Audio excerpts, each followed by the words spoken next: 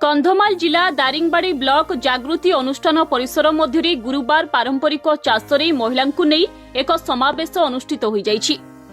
महिला चाषी को स्वावलंबी कराजिबा सह सेमानंकु स्वीकृति देबा पई पारंपरिक और जैविक चाष को गुरुत्व दिया जाइछि। एथिपई अंचल रे जैव और पारंपरिक कृषि महिला उत्पादक महिला स्वयं सहायक गोष्ठी और व्यक्तिगत 30 दल बिहन प्रदर्शनीर शताधिक चाषी जोगदे विभिन्न प्रकार शस्य क्षुद्र दाना शस्य डाली जातीय बिहन समेत विभिन्न फलमूलर बिहन जंगलरू संगृहित पारंपरिक खाद्य और तार बिहन प्रदर्शन करथिले।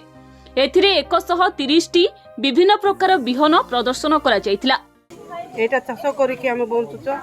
एटा चाष करके आम खाऊच देखे इे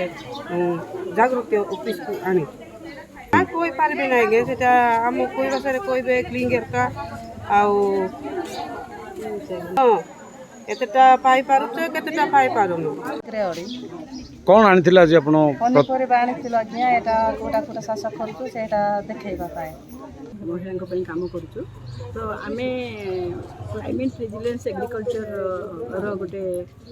पदक्षेप नहीं कारण बर्तमान जो क्लाइमेट रिलेटेड जिते सब प्रोब्लेम है माने समाधान करने आमको क्लाइमेट रेजिलिएंट एग्रीकल्चर कराया आ जोटा कि बहुत आगे हो ना कहीं लोक निज इच्छा चाष करते निज बिहन व्यवहार करते बर्तमान सब हाइब्रिड उपरको गले बहुत सार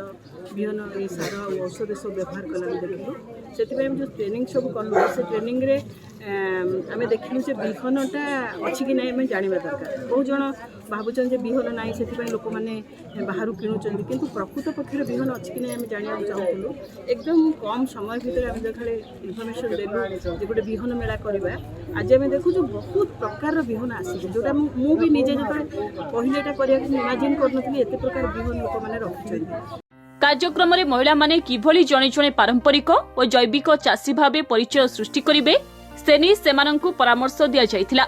कार्यक्रम में जागृति और एनएडब्ल्यू पक्षरु मिलित आयोजन करा जायतिला। एथिरे जागृतिर संपादक कैलाश चंद्र दंडपाठ कार्यक्रम परिचालना करिथिबा बेले नेशनल अलायंस महिला संगठन संपादक मंजुला स्वाई और तांको अन्य सहयोगी प्रदर्शनी रे भल प्रदर्शन करिथिबा दलकु चयन करथिले। एही कार्यक्रमटी आमर नाव ओडिशा एवं जागृति द्वैत भाव में आयोजन करा जायछि। एतिरे आज प्राय 100 रु अधिका महिला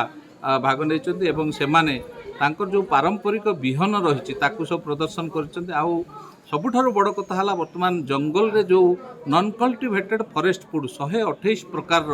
विभिन्न प्रकार जो जंगलजात खाद्य सेगुड़ा आठी प्रदर्शित होईछि जोटा कि आगामी दिन में आउे आमर कार्यक्रम रही जो महिला चाषी मान अच्छा से आम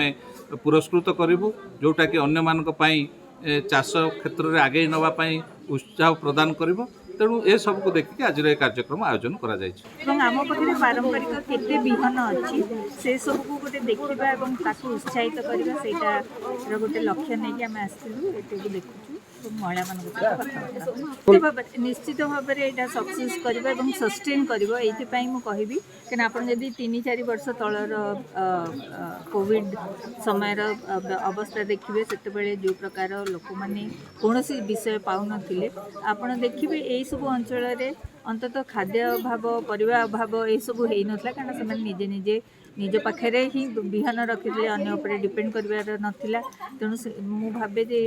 दुर्गम हेले भी गोटे दृष्टि भल कहीं सस्टेनेबल निज उपर निर्भर कर लोकल मंजी उपर निर्भर कर लोकल स्किल उपर निर्भर कर यही मेलारे आम देखुचु आम भाभी नथुलु कि एते माने हमर बिहन पुरातन जो लोप पाई से बिहन गुड़ाक आम केमिति उद्धार करूँ से आम भी सत चेष्टा करुँ किंतु आज जो बिहन गुड़ाक देखिलु किए तो 100 प्रकार किए तो 50 प्रकार आनी आम भी ये 54 प्रकार पुरातन बिहन को आम अमल कौन आदाय करके आनीचु तेणु आम भी भावुचु जे आग को आउ कि बहुत किसी बिहन भी आम अमल करूँ एवं घन जीवामृत जोड़े करचु गोटे 100 किलो गोबर खत गुंड खत को नहीं गलु आम एसएचजी माँ मैंने समस्ते होना आणिलु ओजन कलु 100 किलो गोटे प्लाटफर्म रे पालटे देदेलु तले कहीं अलग माटी गुड़ा लगी तापर पतला करके देला परे ताकू गुड़ आम 2 किलो आउ जो आमर डाली चूना आम कहीं अगस्ट 15 कलु से दिन खुशी तेणु आम हठात किना बेसन नहीं गलु 2 किलो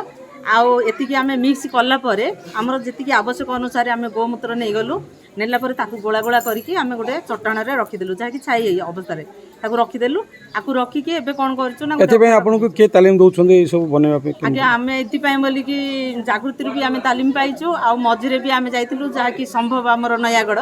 से संभव रूपे आमे तालीम पाइकि आस्तिलु एवं सेमानंकु कोदाଳ साबळ पुरस्कार भावे प्रदान करा जाइथिबा बेले अंशग्रहण करिथिबा समस्त दलकु प्रोत्साहन पई पुरस्कार दिया जाइथिला। दारिंगबाड़ीरू अरुण साहुंक रिपोर्ट धरित्री लाइव।